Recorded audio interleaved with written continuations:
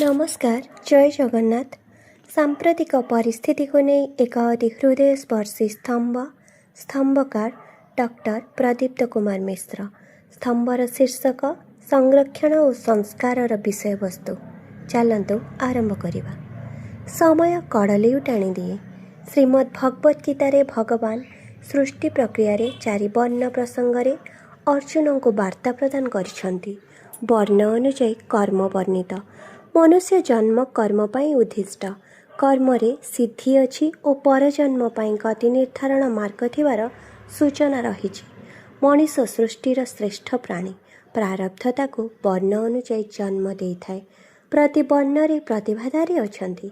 प्रतिभा निकटरे संस्कार थाए। प्रतिभा और संस्कार उभय परिपूरक। संरक्षण शब्दटी संपूर्ण राजनैतिक शब्द अटे। 4 जुगरु कଳି जुगर राजनीति अधिक कलुषित। यह कौनसी व्यक्तिर इच्छारु नुहे। यह कलिर पराभाव। मनीष भौतिक पदपदवी निर्माण करे।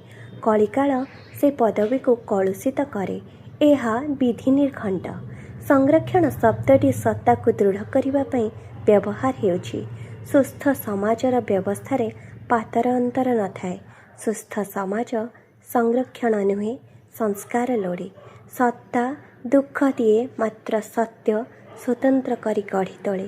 सत्तारे सहनशील परिवर्ते प्रतिक्रियाशील मनोभाव देखा जाए, किंतु सत्य सहनशीलता परिदृष्ट हुए।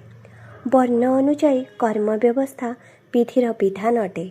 संरक्षण रे सुरक्षा सीमित, मात्र संस्कार रे सुरक्षा जन्म जन्मांतर भावे प्रवाहित। संरक्षण रे गोष्ठी केन्द्रिक बदल रे व्यक्तिकेन्द्रिक चेतना निहित। संस्कार नथिले संरक्षण एक कुहेलिकारे परिणत हुए। संस्कार निजको खोजिबापणरे विश्वास करे। संरक्षण अभिमानर बंधरे वर्ण वर्ण भितरे थिबा प्रेमर आनुगत्य को भांगे। संरक्षण रे अर्थर आगम अछि, मात्र आनंदर अनुसंधान नहीं। संस्कार आनंद को पाए और अनुसंधान करे। संस्कारी प्रतिभावान अटे। प्रतिभावान संरक्षण लोड़े नहीं। संरक्षण एक लॉलीपॉप। यही संरक्षण राजनैतिक द्वंद्व सृष्टि करी सांस्कृतिक अवक्षय कराए।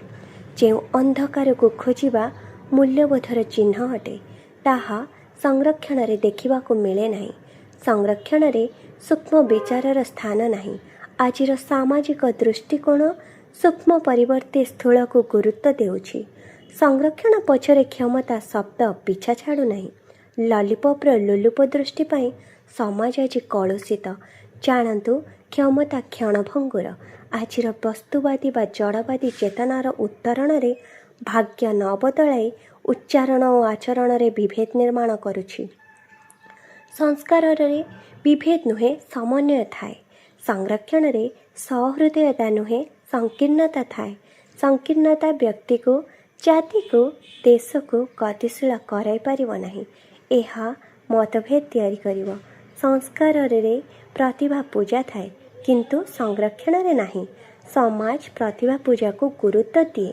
क्षमता पिपासु चक्षु थाई अंध। अंधपण संकीर्णतार। संस्कारी किंतु चक्षुष्मान अटे। संरक्षण स्वच्छ वास्तवता नहीं। कालर मूल्य उपेक्षणीय नुहे। कालर रूप देखिबा और अनुभव भी करिबा। कर्मरु कालर रूप प्रकाशित। काल और कलार गुण परस्पर परिपंथी।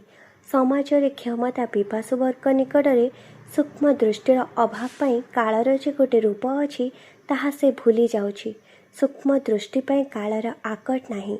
विशालाक्ष न हेले संस्कार कण बुझी हेबो नहीं। आमको बुझिबा को पड़िबो विभाजन शैली कुशली अटे, किंतु समाज विभाजन नुहे, आदर्श लोड़े। आदर्श को हीनीकृत करने विरुद्ध संरक्षण बा विभाजन एक स्वार्थन्वेषी भाव। सामाजिक अवबोध सर्वदा संस्कार जड़ित। मनीषर आवेग तार अंतर्निहित कला दे प्रकाश पाए। राजनीतिक व्यवस्था मनीष को स्वप्नशील नुहे, स्वप्न भंग करुछि।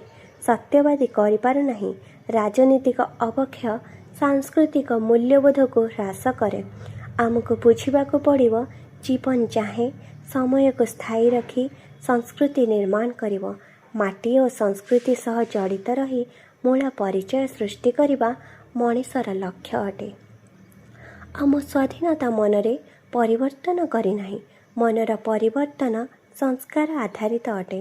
ମୂଲ୍ୟବୋଧ କଦାପି ଅର୍ଥନୈତିକ ଓ ରାଜନୈତିକ ଶବ୍ଦାବଳୀ ଦ୍ୱାରା ବିକଶିତ ହୁଏ ନାହିଁ, ବରଂ ଏହା ସଂସ୍କୃତି ଓ ସମନ୍ୱୟ ଭାବ ଦ୍ୱାରା ପ୍ରଗତି ପଥରେ ଚାଲେ।